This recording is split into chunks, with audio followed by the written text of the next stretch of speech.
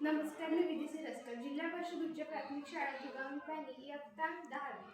माझ्या ग्रुपचे नाव आहे डॉक्टर भूमी बाबा आणि आम्ही बनवलेल्या प्रोजेक्टचे नाव आहे दुर्गम भागातील विद्यार्थ्यांपर्यंत शिक्षण पोहोचवण्यासाठी स्मार्ट ॲप्स.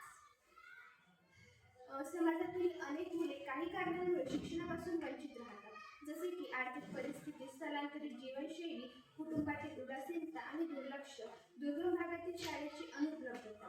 अशा अनेक कारणांमुळे समाजातील काही विद्यार्थी हे शिक्षणापासून वंचित राहतात. आपल्याला माहितच आहे की प्रत्येक समाजाच्या उन्नतीसाठी शिक्षण हे सर्वात मोठे साधन आहे. त्यामुळे समाजातील एकही विद्यार्थी शिक्षणापासून वंचित राहता कामा नये.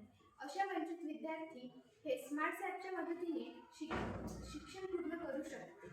काही काळापूर्वी स्मार्ट फोन हे विद्यार्थ्यांच्या लक्ष विचलित करण्याचे साधन मानले जात होते, परंतु स्टडी ॲप डेव्हलपमेंट ही एक आशादायक गोष्ट आहे. मोबाईल फोनमध्ये स्मार्ट ॲप आल्यामुळे एक मोबाईल फोन हा व्हर्च्युअल क्लासरूममध्ये बदललेला आहे. या स्मार्ट ॲपमुळे दुर्गम भागातील विद्यार्थी हे आपले शिक्षण सहजपणे पूर्ण करू शकते आणि या ॲपमुळे मुलांच्या मनात शिक्षणाविषयी आवड निर्माण होते. या ॲपमध्ये विविध ॲपचा समाविष्ट होतो, जसे की welcome to smart apps world. यामध्ये आहे स्मार्ट स्टडी एज्युकेशन ॲप.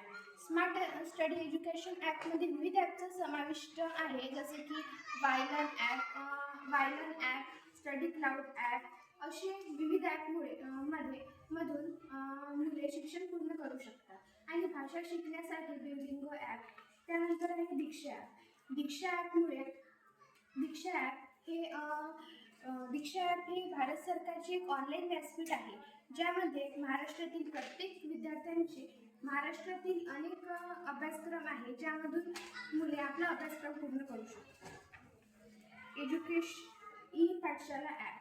या ई पाठशाला ॲप हे भारत सरकार आणि NCERTने विकसित केलेले ॲप आहे. या ॲपमध्ये NCERTचे पुस्तके, व्हिडिओ आहे, ज्यामधून दुर्गम भागातील विद्यार्थी हे शिक्षणापासून वंचित असतात.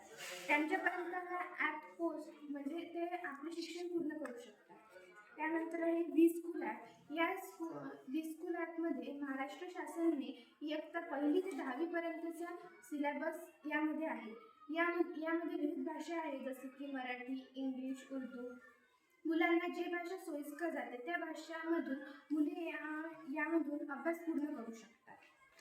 अशा स्मार्ट ॲपमुळे दुर्गम भागातील विद्यार्थी जे शिक्षणापासून वंचित असतात त्यांपर्यंत शिक्षण पोहोचले जाऊ शकतात आणि आपल्या समाजातील एकही विद्यार्थी ते शिक्षणापासून वंचित राहणार नाही. धन्यवाद.